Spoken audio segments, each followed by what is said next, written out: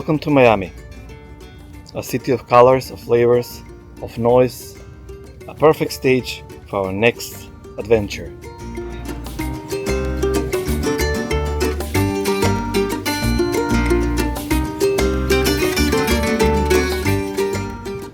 Soko is here to film the new chapter of Macedonian Fruit Salad, and this time we are teamed with Cuban-born, American-made, one of the great illustrators of our time, Edel Rodriguez.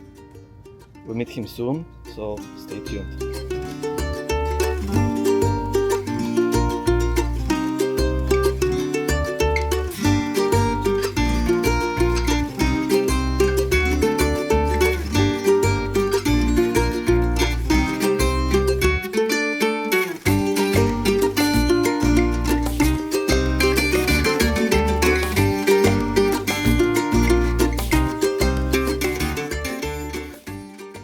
Hello, nice to meet you. My name is Robert. Welcome to Hialeah. I feel like I know you, for so long. Yes.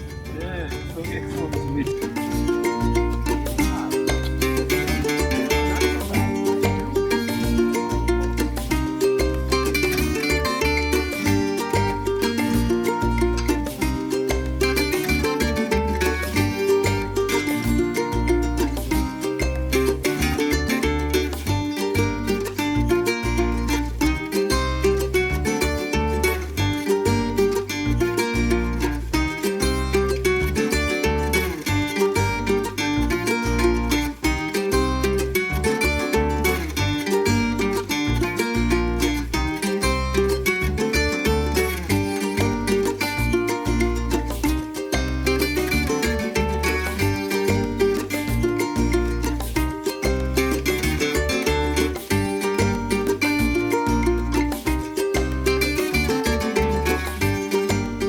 Just want to make sure it's not an alligator.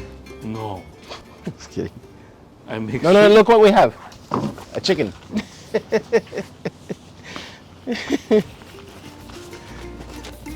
It's just a chicken.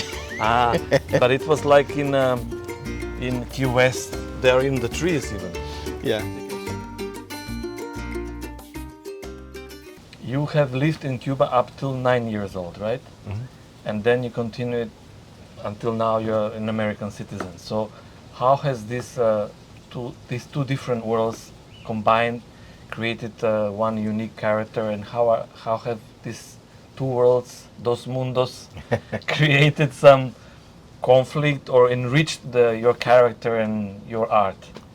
I think that the two cultures have enriched it. You know, just like speaking two languages enriches you.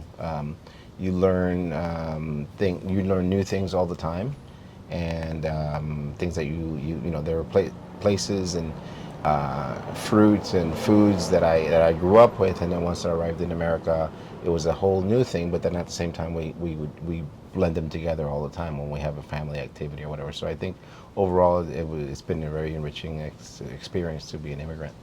Because I remember in one of your books, I think it was in Two Worlds, Mm-hmm. you have a lot of pictures of one blonde kid Mm-hmm. and one dark-haired kid. I believe the dark-haired Yeah, kid that was is in you. the Mango Tree. That Oh, book it's was in the Mango Tree. Yeah, that okay. book was written about the relationship that I had with my friend Osledi, and we grew up together. You know, we grew up in the backyard and always playing. And I left, and I wanted to write about that, what it is to leave your best friend behind. And then when I left, he really helped take care of my grandparents. He really helped take care of my family, and we were always in touch and trying to be together. And eventually, he was able to come here. So he lives Now he lives here? about 15 minutes from here Okay, okay. with his family. It's almost like my brother. So we were always together. My father would take us on. He just lived right next door, so we shared the same backyard. I think that's one of the things that I was fortunate to grow up with, this idea of sharing, where everyone in Cuba, there were shortages, there wasn't that many things, so people shared. If I had something of one thing and you had another, we would trade, and I grew up that way, and sharing food, fruits, drinks, and it's still that way here. And I'm sure you've noticed with my parents, they're very giving people, and I think that was a great way for me to be raised. In America, everyone sort of sets up their their own kind of kingdoms in their houses. And there are times in where I live where we don't see neighbors for weeks or a month, and we're all just living in our houses. I do like that open community more. Like even in this street, we're in Miami, but my mom knows everybody on the street. And if the neighbor across the street, she has a mango tree, she's bringing mango trees all the time, avocados, because it's just too much. Yeah, exactly. What spice did you put in your illustrations?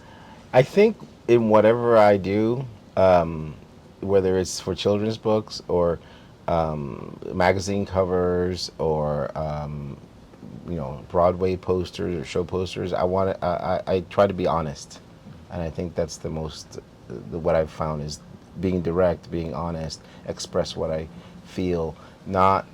I don't focus group anything, so I do the colors that I want to do. I do the forms that I don't see what is happening now. I should be, working in that way. No, I go with what I know and the places that I've been and what influences me. And I think people react to that when they want to work with me. It feels much like a direct communication, a very true thing. And I think hopefully that's what comes across and what people want to use in their campaigns. Yes. What came first, this political statement kind of illustrations or the children illustrations?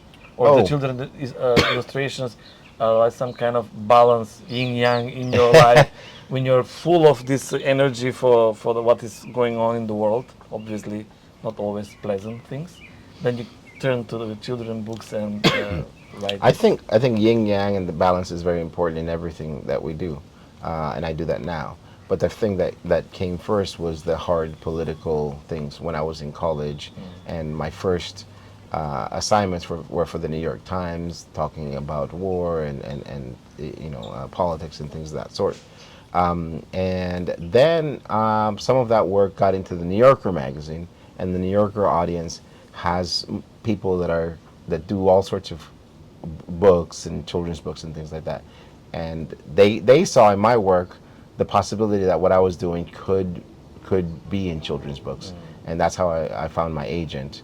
And my agent liked the agent that I have now, the children's book agent. She liked the drawings that I was doing and said, I think you could do some of this in the children's book world. And my first book was about a Cuban family and a little Cuban girl.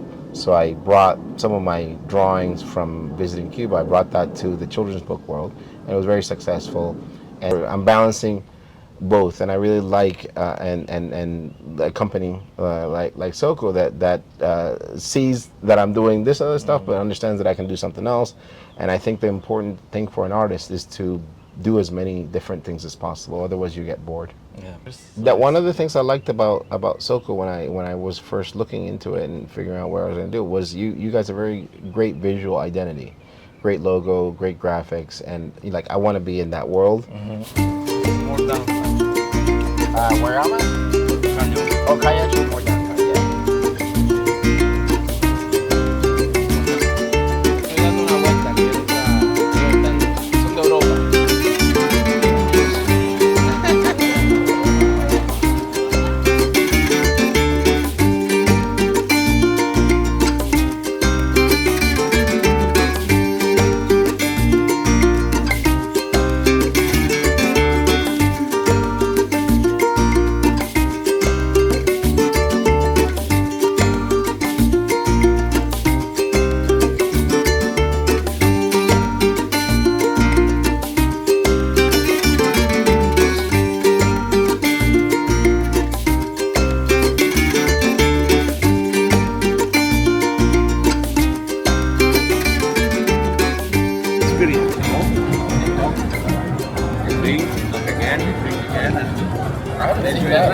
Telling them, That's great. Put some special notes you want to be presented. Every person, it's gonna be, a lot of emotions will come up. Great. It was Robert's idea, of course. Hey! ¿Qué pasa? Hey, ¿qué pasa, Senate? Hi. Our colleague, Oh, hello. How are you? and Philip and Vesta will introduce you later when they finish meeting. Okay. And I remember a lot about you. Oh, how are you? Edel. Philip. Nice to meet you. Nice to meet you, sir. Hey, Vesna, nice meeting you. Edel. Nice to meet you too. Nice meeting you. I'm very happy to meet you Thanks. finally. Nice to have you here. I heard you love iguanas. Why? Why? Love if we could make it even more visible, but This is great. sometimes it's not possible. It's amazing. Wow. Yes, it is. It's great. And everything is very sharp, very good, you know? Because I never know what's going to happen when it gets blown up, but it looks the same as what I imagined.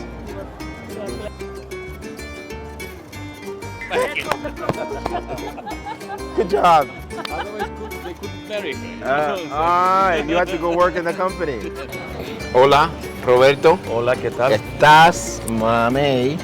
Mamey, está mamey. Todos los días. Ne, todos los días. Oh, the whole day. Estás mamey, mami. The whole day. How do you say the whole day? Todo día. Todo día. Todo día. Todo día means the whole day, Yeah. today. Yeah. Todo día estaba mamey. Oh my God, you in Cuba would be dangerous. You really? Yeah, you'd be. I need to go. You'd be a riot. You'd be a trip. I need to go. Between the links between Latin America and Macedonia, where we come from, South Macedonia. So, first thing that came to my mind was the book 100 Years of Solitude by Marquez, where even on the first page Macedonia is mentioned. Afterwards, I was trying to find out some more links between our worlds, because this is the Soko motto, better world sip by sip. And I found that on our very prestigious event, Struga Poetry Evenings, the Cuban poet Nancy Morejon was awarded Struga Poetry Evenings Award, which is a very huge thing in our country. And I also find it very interesting because, again, it's artistic and not political, not economical. So it was very good for our story. To cut the thing, what did it sound to you when you were proposed to have a collaboration with us and you were given a task, Macedonian Fruit Salad? What did you think of it? Why did you accept it? Well, I looked at the company. I really liked what it stood for, especially the idea of better world, sip by sip, as you like to say. Is that I think a lot of the things that we have going on in the world, the problems, etc., can be handled by conversations, by sitting down, by drinking, eating together, and I think I got a sense from the company that that's what you're about, and I think reaching out. Not just to sell products in a new continent in Latin America, but to actually use artists from there and communicate in a more honest and direct manner. I really like that part of the company. That it's not just a. I don't feel like you're running an ad campaign. I feel like you're running kind of a very human campaign to introduce what you're saying, which is your juices in your work, but also your motto and the what you stand for, and that's what I liked about the company. But now when I look back, I see that people generally, most of them are sharing fruit, right? They're not eating it themselves, and I think I like that. Now that I'm looking at it as we talk about the sip by sip idea and sharing in a better world, it's about giving, and I think that's one of the things I learned as a kid. Is that food was meant to be shared, right? So one thing that I did like about growing up in Cuba is, as a child, you felt you could go up to any tree and grab it and you would take it for you or for your friend. You didn't have the people that owned those houses weren't telling you, get out, that's mine. I was like, of course you can have an orange, of course you can. And that is one of the things I think naturally happened in this illustration, this idea of giving and sharing food and sharing ideas.